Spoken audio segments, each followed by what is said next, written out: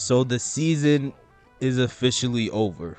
You know, even if I mean the Ravens lost their sixth straight game to the Steelers now. Sixth straight game of the season, and it was to the Steelers. The final score was 16-13. Even if they had won this game, they weren't making the playoffs anyway because the Dolphins beat the Patriots, so it wasn't gonna matter. And then also the Raiders beat the Chargers, and so it just didn't matter either way. But at the same time, it would have been a good opportunity to send Big Ben home with a loss, to end his career on kind of a sadder note. But if I'm not mistaken, I think the Steelers are now in the playoffs actually.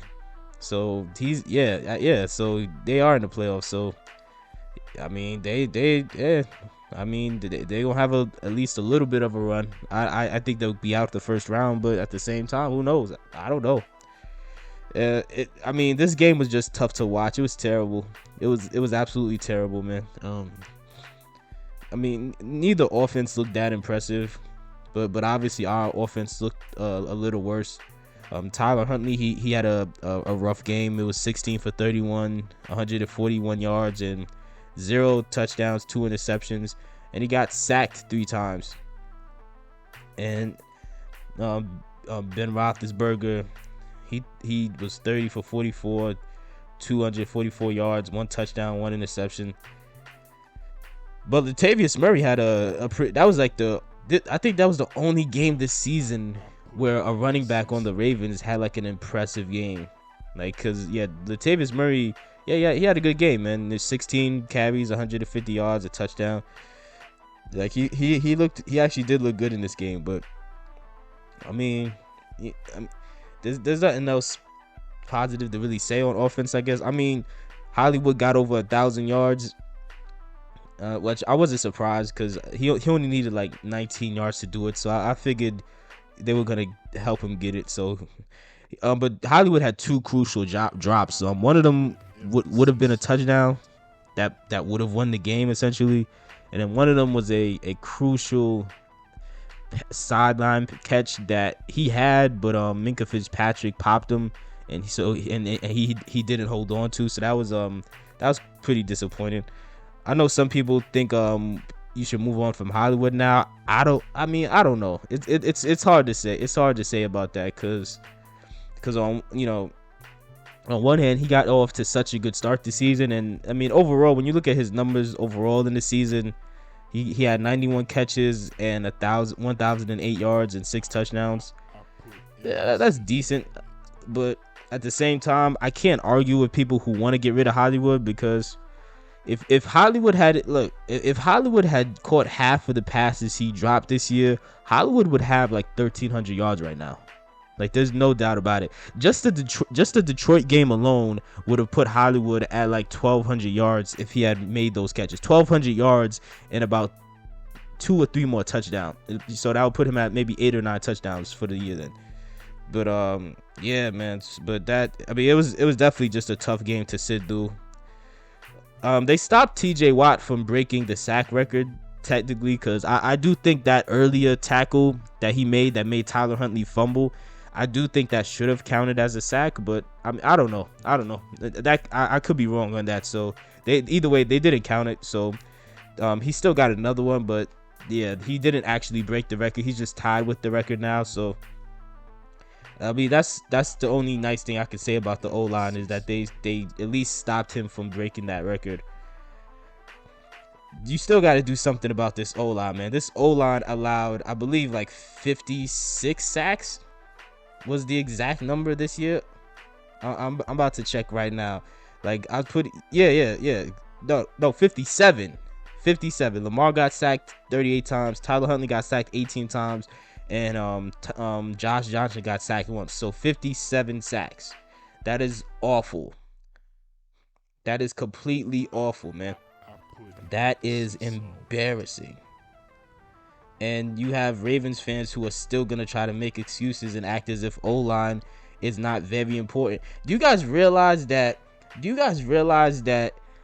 in the past 2 seasons, Lamar Jackson in both of these seasons has not been able to properly finish the year because he ended up getting injured behind this O-line? Like, are you guys not noticing the trend?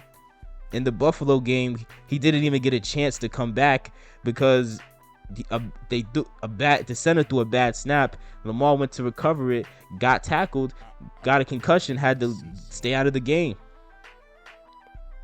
You know, and then this year, obviously in the Browns game, bad protection. One of the Brown defenders landed on Lamar's ankle. You know, like, are you like, and you still got people who are talking about we need to focus on corner and we need to focus on edgy. Like I've been saying, you don't need to worry about defense. Your defense already has the talent. Wink Martindale just sucks.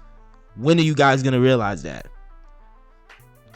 When are you guys gonna realize that? You're complaining about edge rushers. If Tyus Bowser, and I would keep saying this because this is absolutely true. If Tyus Bowser goes to any other team, Tyus Bowser is gonna have 10 plus sacks. These players on defense aren't the problem. The coaches are the problem. And I really hope that the owner Steve Bisciotti steps in and actually does something with this team and gets rid of these coaches, because you're not going anywhere, and you can't use injuries as an excuse. Because when they were winning this year before Lamar got hurt, there was a bunch of people trying to convince me that, oh, these coaches are just really great and they don't really need Lamar and they could still do without him. But yet, once he went out, they lost every game to end the season. You can't praise these guys and say they're amazing, and then when they look bad, all of a sudden you want to not blame them and say, well, it's just injuries. That's not how that works.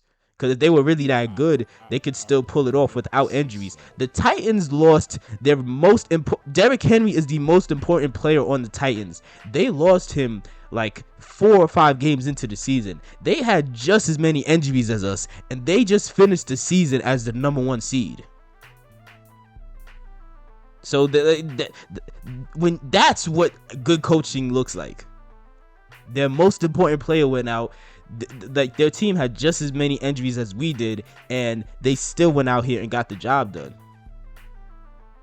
This team, like I've been saying for years, this team has too many holes in it, and Lamar Jackson was just a good enough player to cover up those holes. Once you take him out of the equation, the team goes right back to looking terrible. And it starts with the coaches. You got to get rid of these coaches, man. The season's over. You got to get rid of these coaches. You look at some of these other NFL teams. They've like the Bears and the Vikings or whatever. They've already gotten rid of their coaches. Like, come on, man. Like, and you got to prioritize O-line in this offseason. I think Brandon Williams is going to retire, and that's a lot of money that could be freed up. I think Calais Campbell might retire, and that's going to be a lot of money that would be freed up. Now, I like Calais Campbell. I feel like his value to the team, especially this season, was very, very underrated. So I wanted him to stay at least one more year, because I would have wanted to see him get a ring. But at the same time, if he does decide to leave, look, at the end of the day, that frees up a lot of money. And you got to take that money in free agency and go get you some quality offensive linemen, man. Look at the Tampa Bay Buccaneers. Tom Brady played every game this season, and he only got sacked 22 times in 17 games. The Ravens quarterbacks have been sacked 57 times, and you're still going to try to pretend like this O-line isn't an issue? So, like, that should be the only priority for this offseason, really. Like, but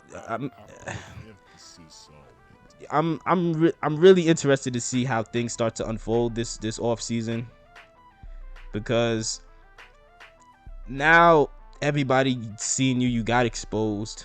You look pathetic without your starting quarterback, and I don't think injuries should be an excuse, because I saw a bunch of people try to argue that these coaches were the real secret sauce to winning these games. So if that's the case, injuries are not an excuse, man.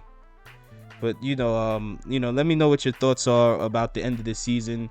Are you disappointed? Was this what you expected? How do you feel about losing 6 in a row? Like what do you think's gonna happen this offseason? Let me know your thoughts in the comments.